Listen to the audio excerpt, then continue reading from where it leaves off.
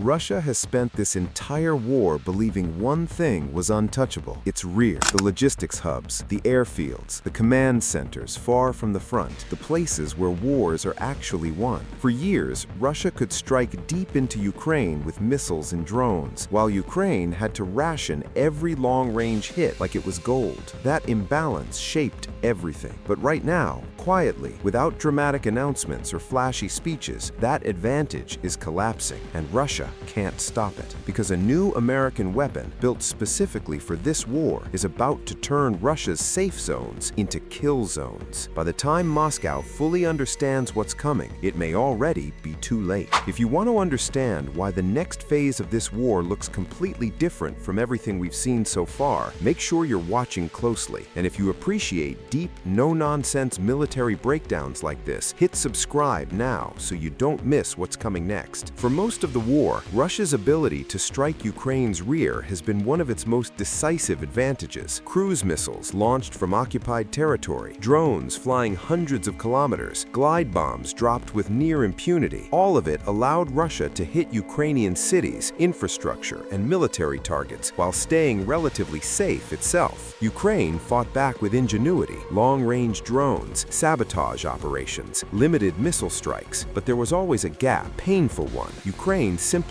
didn't have enough affordable, accurate, long-range strike weapons to match Russia blow for blow. That gap is exactly what the United States decided to close. Over the last year, the U.S. quietly accelerated a weapons program designed for speed, scale, and cost, not for parades or prestige, but for mass deployment in a real war. The result is a new class of cruise missile that changes the math entirely, and one of those missiles has now crossed a critical threshold. It has flown, it has struck a live target, and it worked. The weapon is known as the Rusty Dagger. At first glance, it doesn't look revolutionary. No hypersonic speeds, no exotic materials, no billion-dollar price tag. But that's exactly the point. The Rusty Dagger was never meant to be impressive on paper. It was meant to be used a lot. Cheap enough to buy in the thousands, accurate enough to hit what matters, and long enough to reach deep into territory Russia assumed was safe. Recently, the U.S. Air Force confirmed a successful live-fire test of this missile at a major test range. The missile was launched, navigated autonomously, struck a stationary target, and detonated its warhead exactly as intended. Images released afterwards showed the missile diving nearly vertically into the target before impact, clear sign of precise terminal guidance. This wasn't a lab experiment. This was a combat-relevant test. Now here's where things get interesting. The timeline surrounding this test is murky. Official statements suggest the live fire may have occurred far earlier than many expected, potentially more than a year ago. If that's true, it means the missile isn't just close to deployment, it may already be production ready. Other analysts argue the date was a typo and that testing happened later, aligning with when the program officially began.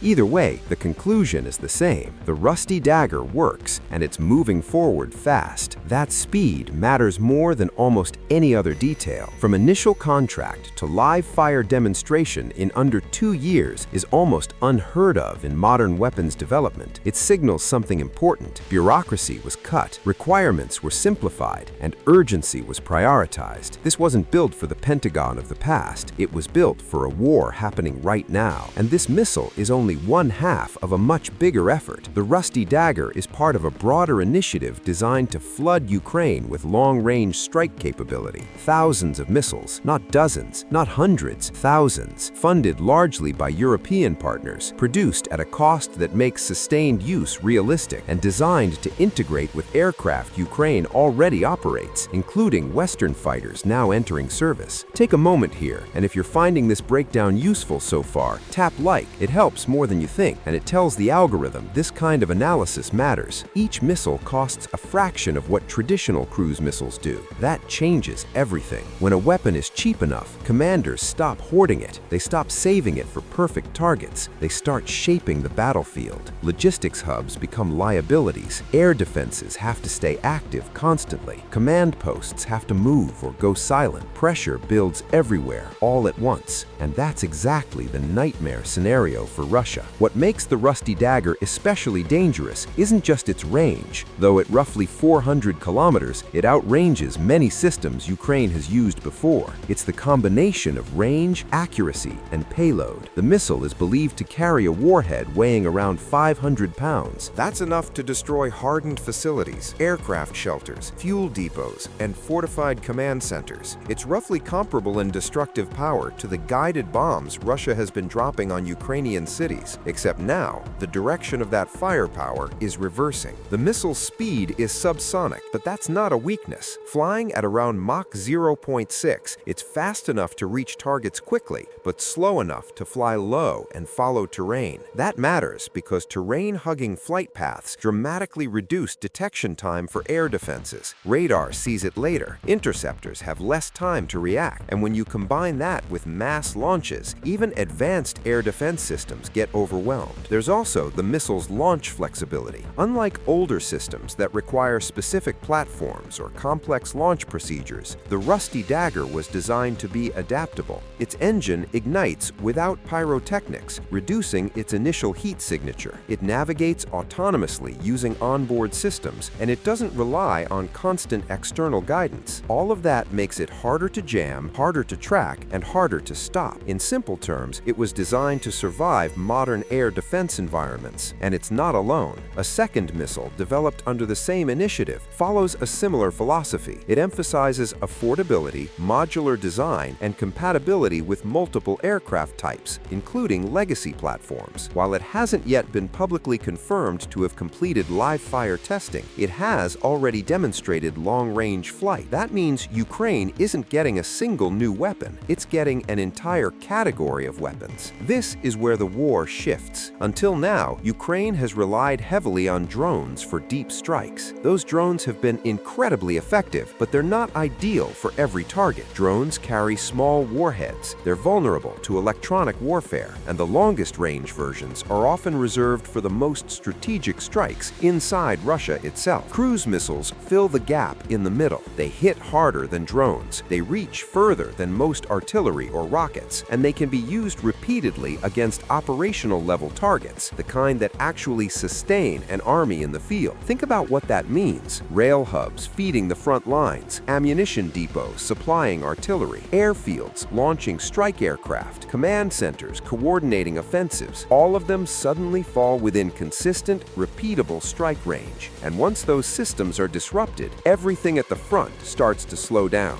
That's why this matters beyond individual explosions. Wars aren't won by dramatic strikes alone. They're won by pressure, by forcing the enemy to spend more resources defending than attacking, by stretching logistics until something snaps. With enough long-range missiles, Ukraine can do exactly that. Now, there is one big caveat, and it's an important one: political restrictions. In the past, Ukraine's use of certain long-range weapons has been subject to approval mechanisms.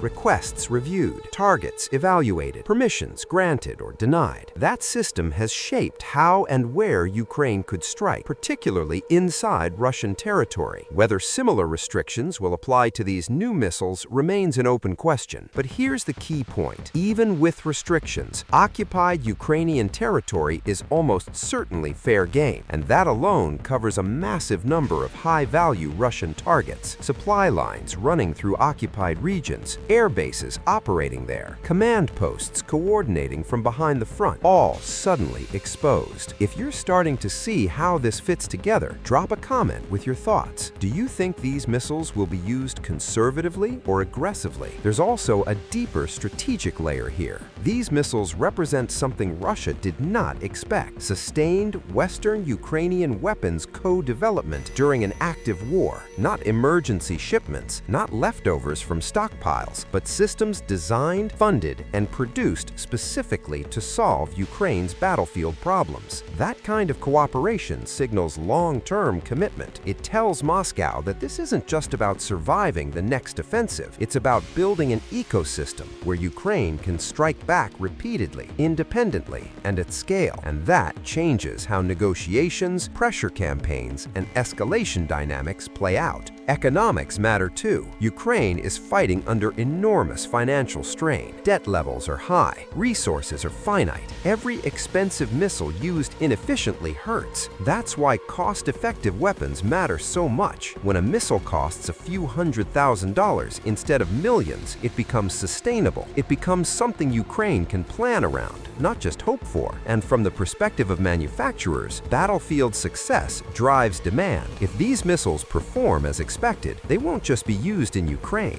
They'll shape future arsenals across the West. Which brings us back to Russia. From Moscow's point of view, this is a nightmare. Air defenses already stretched thin, logistics constantly under threat, and now a growing arsenal of missiles that are hard to detect, hard to intercept, and cheap enough to be used frequently. There is no simple counter. More air defenses help, but they're expensive and limited in number. Moving logistics further back reduces efficiency. Dispersing assets increases complexity. Every solution creates new problems. That's what effective long-range strike capability does. It forces the enemy into constant reaction mode. As Ukraine integrates these missiles alongside its existing drones, domestically produced weapons, and Western systems, the battlefield becomes layered. Attacks from multiple ranges, multiple altitudes, multiple directions. Defending against that consistently is extraordinarily difficult. This isn't about one missile winning the war. It's about balance. For the first time, Ukraine is approaching something close to parity in deep strike capability. And parity changes behavior. It changes planning. It changes confidence. It changes leverage. If you've made it this far, you clearly care about understanding how modern wars are actually fought. So make sure you're subscribed. We go deeper than headlines here, every single time. The coming months will reveal how quickly these missiles are delivered, how many arrive initially, and how they're used. But the trajectory is clear. Ukraine's ability to strike deep repeatedly and effectively is expanding. And once that capability is fully operational, Russia's rear will never feel safe again. What happens next depends on politics, production rates, and battlefield realities. But one thing is already certain. The era of Russia striking with impunity while hiding its own vulnerabilities is ending. And when that illusion collapses, wars tend to change very quickly.